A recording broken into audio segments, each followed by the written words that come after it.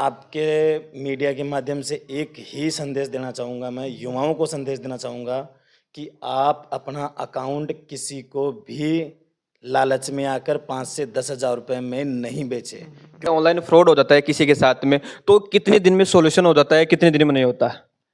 Solution जैसे social media से related अगर आपके साथ क्राइम हुआ है, सोशल मीडिया से हुआ, ईमेल के नमस्कार साथियों, चौमू तक चैनल में फिर एक बार आपका स्वागत है।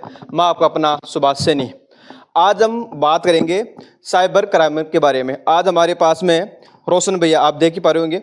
मैं इनसे पहले तो इंट्रोडक्शन करता हूं कि ये क्या करते हैं। सर पहले तो आपका बहुत बहुत धन्यवाद, आपने हमारे चौमू तक चैनल को टाइम दिया।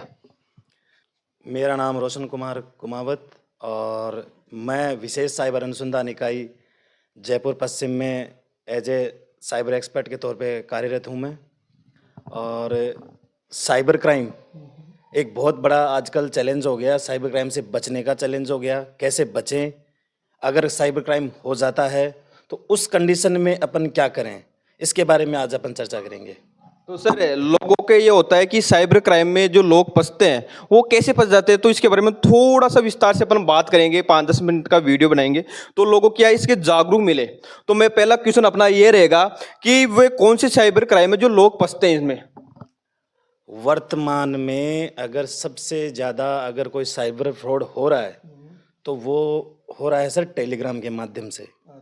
लोगों को लालच दिया जाता है, युवाओं को लालच दिया जाता है, घर बैठे पैसे कमाने के नाम पे लालच दिया जाता है और युवा उस जाल में ऐसे फंसते हैं कि उससे बाहर निकल ही नहीं पाते। रिसेंटली जब मैं कल शाम की बात करूं, मैं कल शाम को जैसे मैं ऑफिस से निकल रहा था तो मेरे पास परिवार दिया है कि मेरे साथ 16 लाख रुपए की ठगी हो गई।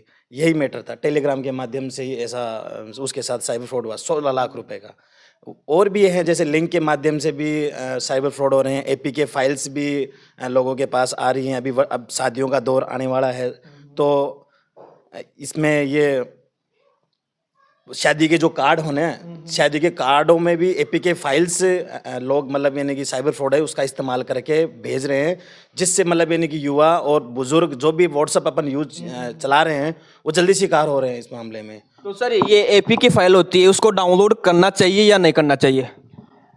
एपीके फाइल डाउनलोड करनी ही नहीं चाहिए। उस पर लिखा हुआ आता है बकायदा। जब भी अपन व्हाट्सएप खोलते हैं तो उसमें जैसे शादी का कार्ड आया या फिर ई चालान के नाम पे और एसबीआई बैंकों के नाम पे, जनधन योजना के नाम पे जो सरकारी योजनाएं चलती है उनकी एक एपीके फाइल्स आती है व्हाट्सएप के ऊपर। जैसे अपन उनको क्लिक करते हैं देन उसके बाद में आपके फ़ोन में एक अनऑथोराइज्ड ऐप डाउनलोड हो जाता है, जिसकी वजह से आपकी स्क्रीन, आपका फ़ोन है वो फ्रॉडस्टर के पास उसका एक्सेस चला जाता है। उसके बाद में वो आपके साथ वित्तीय नुकसान आपका कर सकता है, आपकी फ़ोटो, मीडिया गैलरी और उनका मतलब काफ़ी नुकसान कर सकता है उनका। तो सर ये एपीके फाइल जो भेजते हैं वो परिवार वालों को क्यों भेजते हैं कि ये डाउनलोड करेगा, ये नहीं करेगा?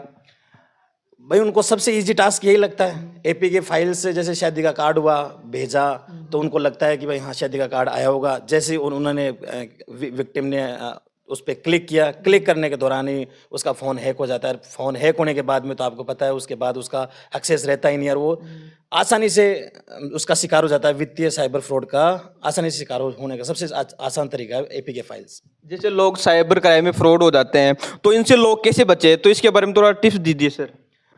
साइबर फ्रॉड से बचने की भाई एक ही है इसमें सुभाष जी, साइबर क्राइम से बचाव ही उपचार है, इसका कोई इलाज नहीं है। बस ये है कि सरकारें, पुलिस ये इसमें तोड़ निकाल रही है कि भाई कैसे कैसे लोगों को जागरूक करें। अभी वर्तमान में जागरूकता अभियान भी चला रखे हैं सरकारों ने, पुलिस ने भी जागरूकता अभियान चला रखे हैं। तो सबसे यही है कि भाई बचने के लिए आप जैसे आप सोशल मीडिया भी चलाते हैं, आप लोग आप व्हाट्सएप भी चलाते हैं तो 2 स्टेप वेरिफिकेशन जरूर रखें। मेल आईडी हुई आपकी, आपके जितने भी सोशल मीडिया अकाउंट हुए, चाहे वो फेसबुक, इंस्टाग्राम, व्हाट्सएप, सब पे 2 स्टेप वेरिफिकेशन एक्टिव रखें। 50% 50% आपके बचाव के चांसेस हो जाते हैं वहाँ पर आके। वहाँ पर आप कब आके फंसते हैं, जब आप ये चीज़ें नहीं रखते हैं तो फिर फंसने के चांसेस तो 100% हैं ही। अगर आप 2 स्टेप वेरिफिकेशन रखते हैं तो 50% कम हो जाती हैं संभावनाएं आपके साथ में साइबर फ्रॉड होने की।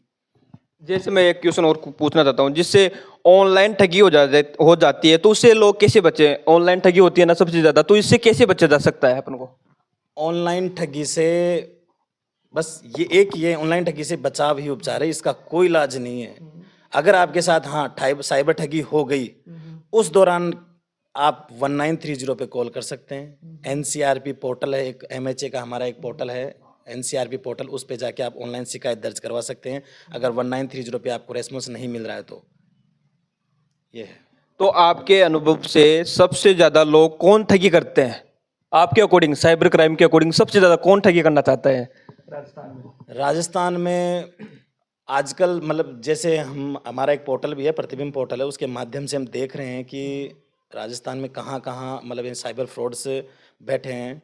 हमने हमारे जयपुर वेस्ट ज़िले में भी काफ़ी साइबर फ्रॉड्स एक्टिव थे। हालांकि हमने हमारे डीसीपी साहब के नेतृत्व में, हमारे एडिशनल साहब के नेतृत्व में हमने काफ़ी क्राइम को कंट्रोल किया है। साइबर फ्रॉड्स के मामलों में काफ़ी कंट्रोल किया है इन चीज़ों में। तो सर सरकार और अपनी पुलिस है वो इस पे कितना ध्यान दे रही है, कितना लगाम है, आने वाले दिनों में ज़्यादा होंगे या कम होंगे?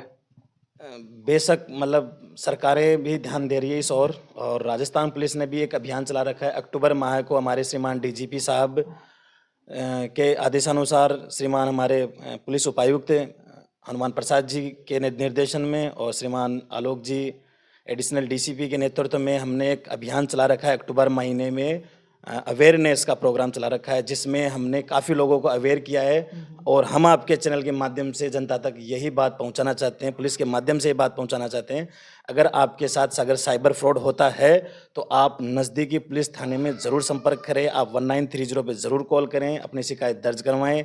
वहाँ रेस्पॉन्स नहीं मिल रहा है तो आप एनसीआरपी पोर्टल के माध्यम से भी शिकायत दर्ज करवा सकते हैं। और सरकारें बाकायदा इसमें लगातार कोशिश भी कर रही है, बराबर जागरूकता अभियान भी लगा रही हैं, लेकिन अब जैसे साइबर क्राइम जिस प्रकार बढ़ रहा है उस प्रकार मतलब यानी कि जो होना चाहिए वो अभी तक मतलब उसमें ज़्यादा इसमें कुछ हो नहीं पाया। लेकिन ठीक है, जितना हो रहा है उतना बहुत बेहतर हो रहा है। तो सर ये एक चीज़ और पूछना चाहता हूँ, अभी क्या है अपने चोमू थाने में भी बहुत ज़्यादा क्राइम हो रहे हैं, वैसे फ्रॉड हो रहे हैं, जैसे दूसरे राज्य की पुलिस आती है और उठा के ले जाती है, तो इसके बारे में क्या कहना चाहते हो आप? अब वो एजेंसी वहाँ की एजेंसी है, जैसे हरियाणा पुलिस आती है, कई बार उत्तर प्रदेश पुलिस आती है, वो वहाँ की एजेंसी है। अगर वहाँ के लोगों के साथ कोई क्राइम होता है ना और यहाँ का अकाउंट या फिर अगर सिम इस्तेमाल की जाती है तो वहाँ की पुलिस एज ए इन्वेस्टिगेशन करने के लिए उनको लेके जाती है, मुलजिमों को यहाँ से लेके जाती है। अगर ऐसा होता है, और कई बार ऐसा होता भी है कि जैसे डिजिटल अरेस्ट के मामलों में ऐसा होता है कि पुलिस बनकर धमकाया जाता है लोगों को, ऑनलाइन आकर बयान लेने के नाम पे, ऑनलाइन ड्रग्स के नाम पे धमकाया जाता है लोगों को। तो उन चीज़ों पे आप न जाएं, आप लोकल नज़दीक अगर ऐसी कोई बात भी है ना, कोई मुलजिम कोई अगर कोई दूसरी पुलिस लेके गई है तो आप नज़दीकी थाने में जाके संपर्क कीजिए कि भाई सर मेरे साथ हमारे परिवार का इस लड़के को या फिर इस लड़की को लेके गए हैं, तो आप एक बार थोड़ा सा आप ध्यान दो कि भाई कौन लेके गया है। तो कई बार अपन फंस जाते हैं इन मामलों के अंदर, भाई कौन सी पुलिस आके लेके गई, कौन नहीं लेके गई, और अपन पैसों का ठीक शिकार हो जाते हैं, वित्तीय नुकसान अपने को उठाना पड़ सकता है ऐसे मामलों के अंदर भी। तो सर जैसे ऑनलाइन फ्रॉड हो जाता है किसी के साथ में, तो कितने दिन में सॉल्यूशन हो जाता है, कितने दिन में नहीं होता है? सॉल्यूशन जैसे सोशल मीडिया से रिलेटेड अगर आपके साथ क्राइम हुआ है, सोशल मीडिया से हुआ, ईमेल के माध्यम से, तो इनका ज़्यादा से ज़्यादा 15 से 20 दिन के अंदर इनका सॉल्यूशन किया जाता है। अगर बात आए साइबर फ्रॉड की, वित्तीय मामलों की, वित्तीय मामलों में क्या ये टेक्निकल चीज़ें हैं, इन टेक्निकल चीज़ों के अंदर, टेक्निकल मामलों के अंदर कम से कम भी नहीं तो महीने से 2 महीने के अंदर इसका सॉल्यूशन हो पाता है इसमें। और तो सर एक चीज़ और पूछना चाहता हूँ, आप मेरे मीडिया के माध्यम से लोगों को क्या संदेश देना चाहते हैं तो इससे बचे और सुरक्षित रहे? मैं आपके मीडिया के माध्यम से एक ही संदेश देना चाहूँगा, मैं युवाओं को संदेश देना चाहूँगा कि आप अपना अकाउंट किसी को भी लालच में आकर 5 से 10 हज़ार रुपये में नहीं बेचें। क्योंकि मैंने रिसेंटली हमारे जयपुर वेस्ट में हमने जब कार्रवाइयाँ करी तो चोमू में ऐसे मामले हमने सामने देखने में आए हैं कि यहाँ पर काफ़ी युवाओं ने अपने अकाउंट 5 से 10 हज़ार रुपये के लालच में बेचे हैं, जिनका भुगतान शायद मेरे हिसाब से अभी 1-2 मुकदमे दर्ज हुए भी हैं चोमू थाने में। तो ऐसा न करे युवा, क्योंकि उनका करियर ख़त्म होता है और करियर किसी का ख़त्म नहीं होना चाहिए किसी युवा का। ऐसा मेरा निवेदन है चोमू की जनता को। तो मैं रोशन भैया सर से जो अधिकारी हैं उनसे बातचीत कराए, तो मैं इस वीडियो के माध्यम से यही कहना चाहता हूँ कि इस वीडियो को ज़्यादा से ज़्यादा शेयर करें, क्योंकि जो आपने सर ने बताया कि 10-15 क्वेश्चन बताए, तो आंसर भी दिए, अगर आप इनसे बचोगे तो आप भी सुरक्षित रहोगे और अपने पैसे की बचा कर सुरक्षित रहोगे, क्योंकि आपका अकाउंट कभी भी खाली हो सकता है। जैसे सर ने बताया कि एपीके फाइल होती है, उसको कभी भी डाउनलोड मत करना। अगर कोई आपका परिचित भी उसको भेजता है तो एक बार उसको फ़ोन कर ले कि भैया आपने ये भेजा है कि ये डाउनलोड नहीं करूँ या नहीं करूँ। तो बस यही कहना चाहता हूँ। चौमुतक चैनल में बने रहने के धन्यवाद। जय हिंद, जय भारत।